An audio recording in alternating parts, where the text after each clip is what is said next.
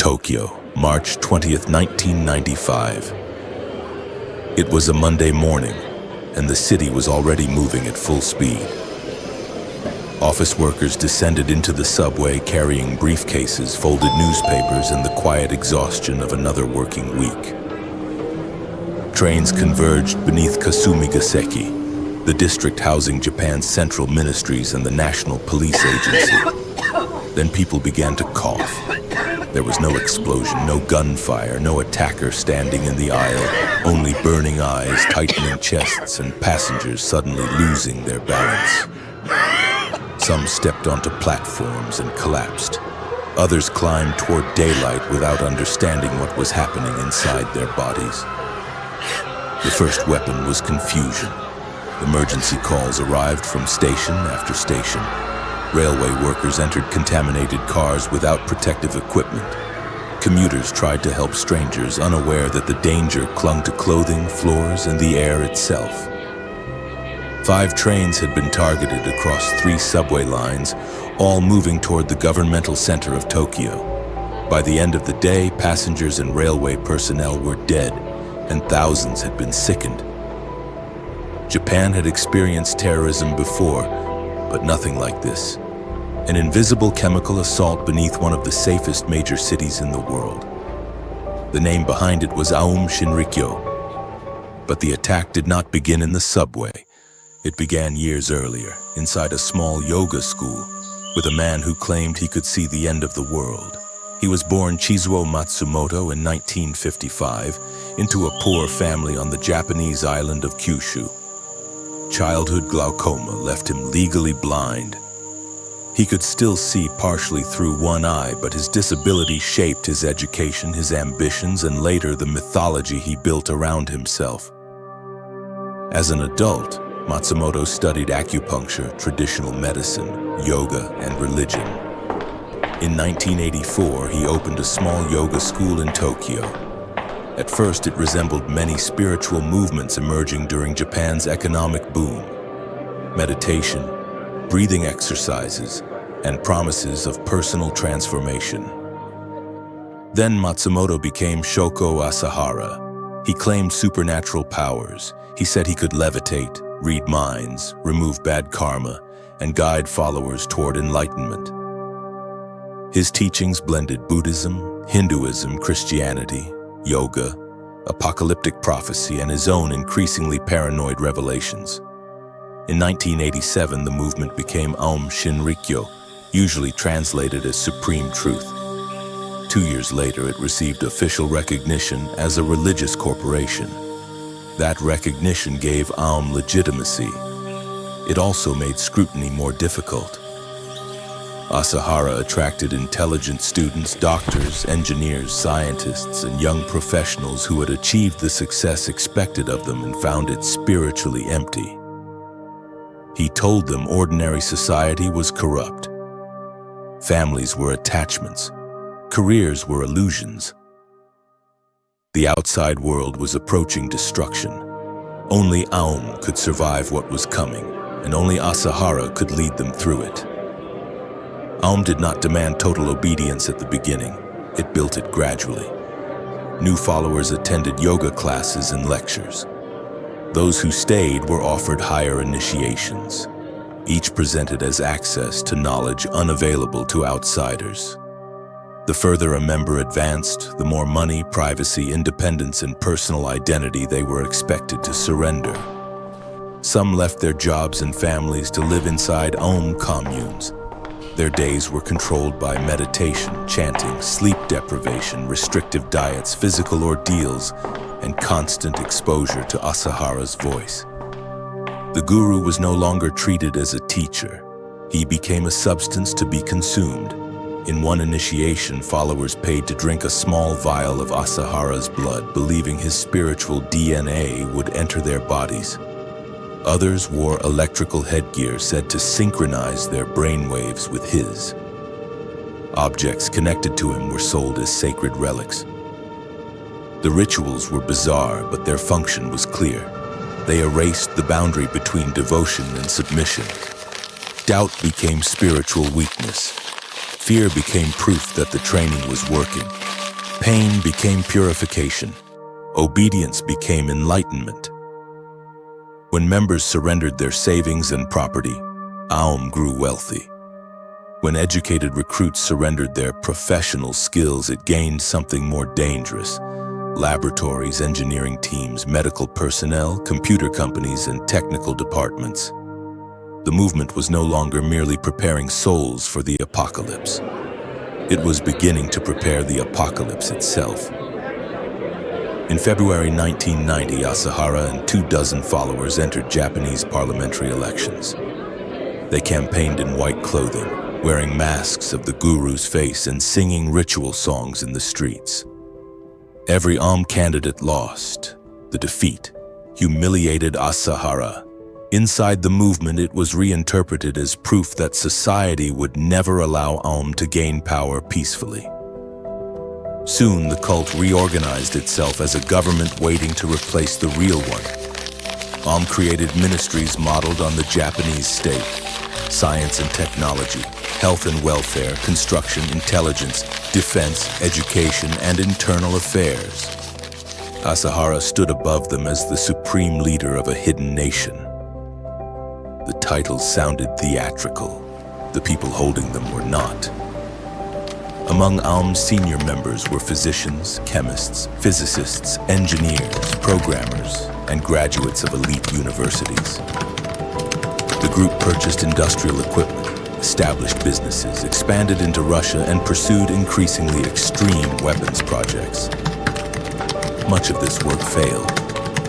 Failure did not slow the organization. It made the inner circle more secretive and more desperate. Asahara's prophecies also changed. Armageddon was no longer a distant event to survive. It became an event Aum might accelerate. Japan, the United States, rival religions, critics, and eventually almost everyone outside the movement were described as enemies. Inside the compounds near Mount Fuji, followers still chanted about compassion and enlightenment. Behind closed doors, the Ministries of Salvation were learning how to kill. One of the first people to understand the danger was a lawyer named Tsutsumi Sakamoto. Sakamoto represented families who said relatives had been manipulated, confined, or financially exploited by Aum. He challenged the cult's legal status and prepared to expose Asahara publicly. In November 1989, Sakamoto arranged an interview with a television network. It was never broadcast after Aum pressured the station. Days later, he stopped answering the telephone. When colleagues entered the family home in Yokohama, they found no one. Sakamoto was gone. His wife, Satoko, was gone. Their 1-year-old son, Tatsuhiko, was gone. The beds were empty. The family had vanished without luggage, explanation, or any sign that they intended to leave. Aum denied involvement. Asahara dismissed the accusations as persecution. Without bodies and without cooperative witnesses, investigators could not prove what had happened. For nearly 6 years, the empty house remained an unanswered warning. Only after the 1995 arrests did cult members reveal the truth. Aum's inner circle had entered the home and murdered the entire family. Their remains had been transported to separate locations and concealed. The crime established a pattern that would define Aum. A threat did not have to be defeated in public. It could simply disappear. And once the group crossed that boundary, every future act of violence became easier to imagine.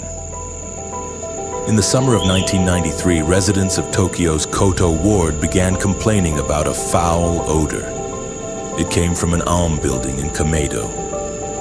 Neighbors reported nausea, strange stains, and a dark mist drifting from equipment installed on the roof. Something mechanical operated above the street, releasing material into the air. The cult was attempting a biological attack. Aum scientists had cultivated anthrax bacteria and built a system intended to spread it across the neighborhood. The attempt failed. The strain was not capable of causing the mass casualties the cult intended, and no confirmed human injuries resulted. To the people living nearby, it looked like an unexplained industrial nuisance. Complaints were recorded. Officials inspected the area. Aum denied wrongdoing. The significance of the rooftop operation was understood only later. A religious organization had tried to turn an ordinary residential district into a testing ground in daylight, above apartments and streets, while the public remained unaware of the true danger. Aum's biological program repeatedly failed. Its chemical program would not.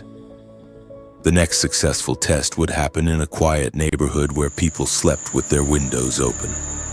Matsumoto was a calm city surrounded by mountains, more than 200 kilometers from Tokyo. On the night of June 27, 1994, residents in one neighborhood began experiencing the same impossible symptoms: burning eyes, vomiting, convulsions, breathing difficulty, and sudden unconsciousness. Animals died. People collapsed inside their homes. Emergency crews entered the area without knowing they were moving through a cloud of nerve agent. Aum had released Sarin into the neighborhood. The target was connected to a legal dispute involving land near one of the cult's facilities. 3 judges hearing the case lived in the affected area. All became ill and the court decision was delayed, but the attack spread far beyond them. 8 people ultimately died and hundreds were injured.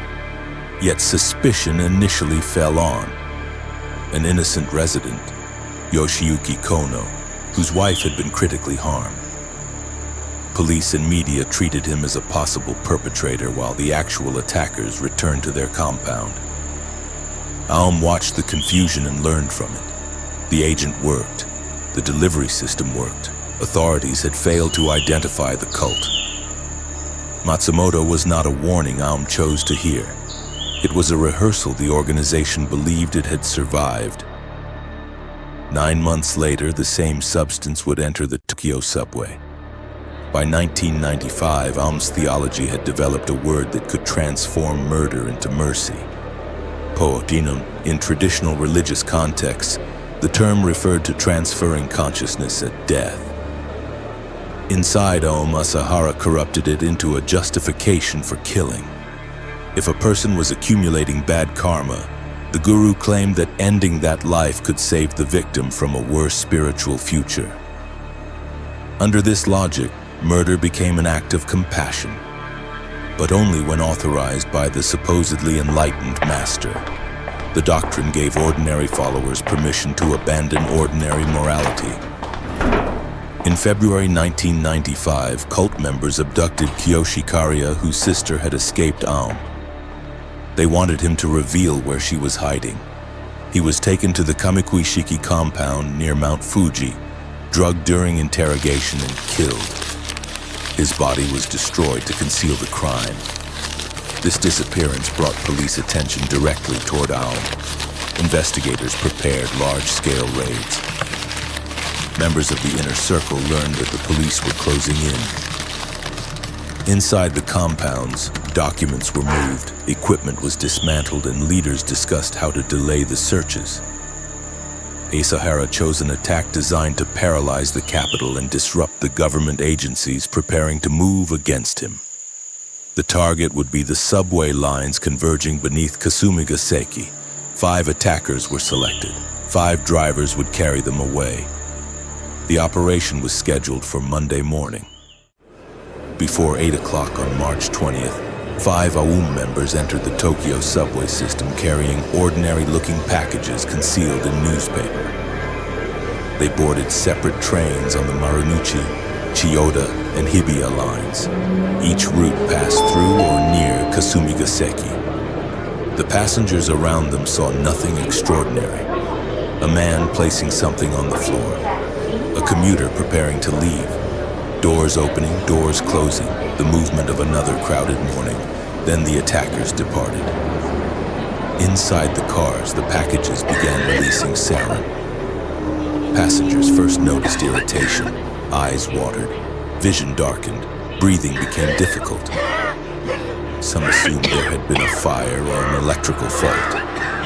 Others remained seated because they did not yet understand that they were being poisoned. The trains continued moving, carrying contamination through multiple stations. Railway employees removed suspicious objects with bare hands. Passengers helped strangers from the cars. Taxis and private vehicles carried victims to hospitals because emergency services were overwhelmed. At St. Luke's International Hospital, corridors became improvised treatment areas. Doctors treated hundreds while still trying to identify the cause, while responders and medical staff faced secondary contamination. 13 people died in the recognized aftermath and thousands were injured. In 2020, a woman who had lived for 25 years with severe injuries became the 14th officially recognized fatality.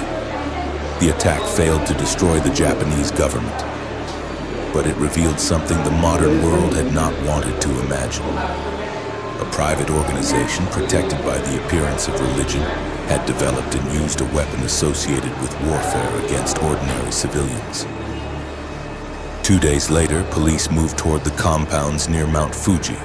This time, they carried protective suits and a canary in a cage. On March 22, 1995, a convoy of Japanese police vehicles approached Aum's headquarters through rain and mist. Officers entered wearing gas masks and chemical protective equipment. A caged canary was carried as an early warning against toxic exposure, an image that captured how little investigators knew about what might be waiting behind the gates. The raids uncovered a parallel world. There were dormitories, confinement rooms, medical facilities, industrial machinery, laboratories, chemical equipment, weapons projects, drugs, documents, and hidden spaces. Satyan 7, presented as a religious building, contained a large chemical production facility. The compounds showed that Aum was not merely a collection of eccentric believers. It had built infrastructure capable of supporting surveillance, abduction, indoctrination, illegal experimentation, and mass violence. Investigators also began finding connections to crimes that had remained unresolved. Missing members, murdered critics, chemical attacks, and people who had vanished after confronting the cult. As arrests multiplied, Asahara disappeared inside his own headquarters. On May 16th, officers discovered a concealed compartment inside the Kamikuishiki complex. It was narrow, dark, and barely large enough for a person to remain hidden. Inside was Shoko Asahara, the man who had predicted the destruction of civilization, had been found hiding inside the world he built. He was taken into custody and escorted through the compound. The apocalypse did not arrive. The trials did. Shoko Asahara's trial began in 1996 and lasted for years.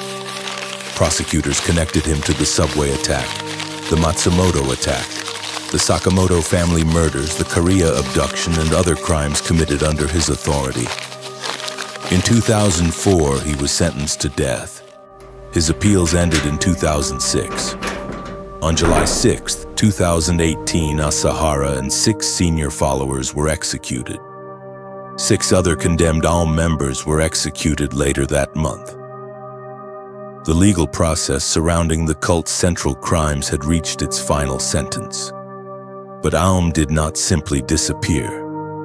The original organization lost its legal status and formally changed its name to Aleph.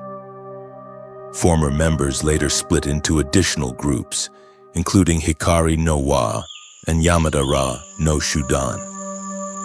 Japanese security authorities continued monitoring these organizations because of their origins, recruitment, and the continuing influence of Asahara's teachings. 30 years after the subway attack, survivors still reported lasting health problems and trauma. Families continued seeking compensation, while critics argued that the renamed groups had avoided full responsibility. The compounds near Mount Fuji were dismantled or abandoned. The laboratories were emptied. The guru died in prison. The trains returned to normal schedules. Yet the final lesson is not that evil always announces itself with a weapon. It can begin with meditation classes, private grievances, promises of hidden knowledge, and the comforting idea that one person alone understands a collapsing world. Aum replaced doubt with obedience, morality with doctrine, and human beings with obstacles to salvation. The organization was broken, its victims were not restored, and the ideology did not vanish when the prison doors closed. Late at night, the last train still leaves the platform. The newspaper remains folded on the bench. The tunnel beyond it is dark. History has ended, but the doors never completely closed.